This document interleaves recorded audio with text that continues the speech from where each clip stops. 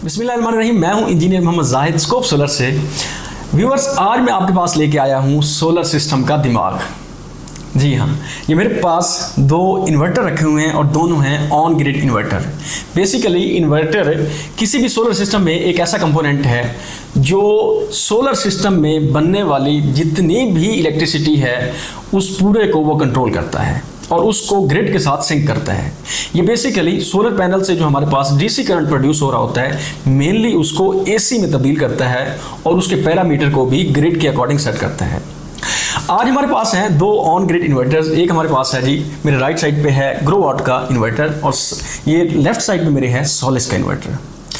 Basically ये दोनों बहुत अच्छे ब्रांड हैं और ये हैं, दोनों की रेटिंग है वो है 10 किलोवाट। ये भी 10 किलोवाट का ऑन ग्रिड इन्वर्टर और ये लेफ्ट साइड पे भी सोलिस का 10 किलोवाट का ऑन ग्रिड इन्वर्टर।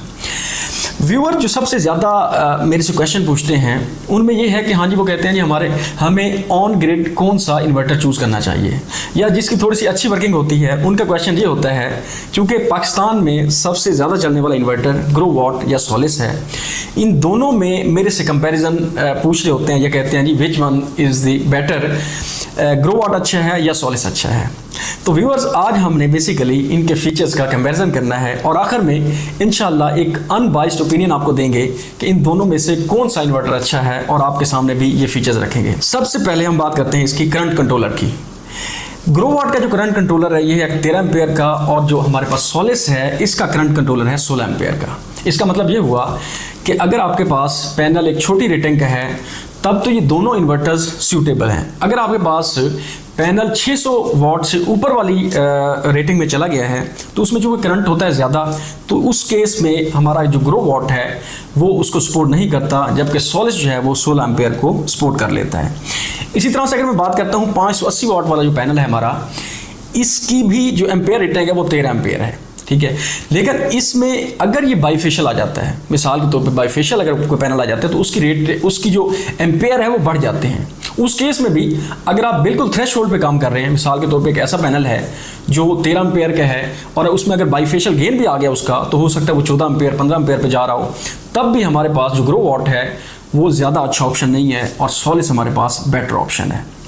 नंबर 2, अगर हम बात करते हैं जी MPPT कंट्रोलर्स की, तो इन दोनों में 2 MPPT कंट्रोलर हैं, लेकिन इसमें जो हमारा ग्रोवाट है इसमें हर MPPT कंट्रोलर पे एक स्ट्रिंग लग सकती है। मसलन आप इसमें जो मैक्सिमम स्ट्रिंग लगा सकते हैं वो 2 लगा सकते हैं, इससे ज़्यादा स्ट्रिंग आप नहीं लगा सकते, और एक कंट्रोलर पे एक स्ट्रिंग।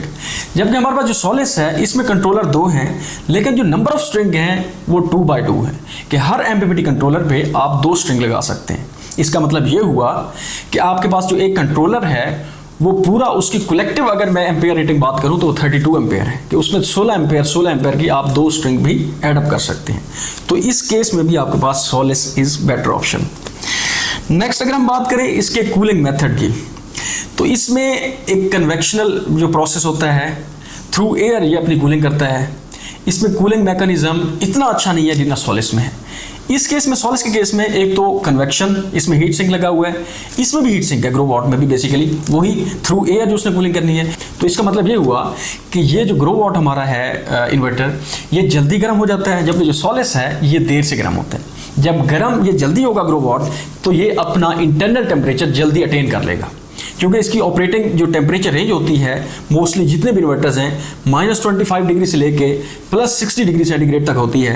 तो ये ग्रोवाट वाला जो है अपनी 60 डिग्री सेंटीग्रेड को बहुत जल्द पहुंच जाता है, जबकि जो सोलिस है वो लेट पहुंचता है। तो इसलिए जो ग्रोवाट है वो जल्दी अपनी डी रेटिंग स्टार्ट कर देता है, जबकि जो सोलिस है वो इतना जल्दी डी रेट नहीं करता।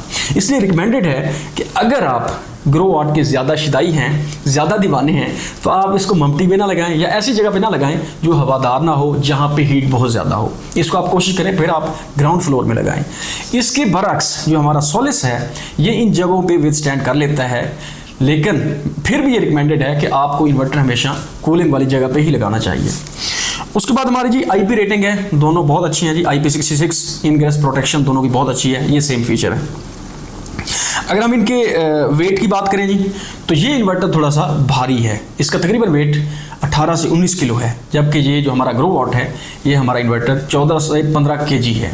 तो ये इन्वर्टर थोड़ा सा लाइट वेट है। इस तरह से अगर लास्ट में इनकी एफिशिएंसी की बात करूं, एफिशिएंसी दोनों की बहुत अच्छी है, 98% एफिशिएंसी में बराबर हैं।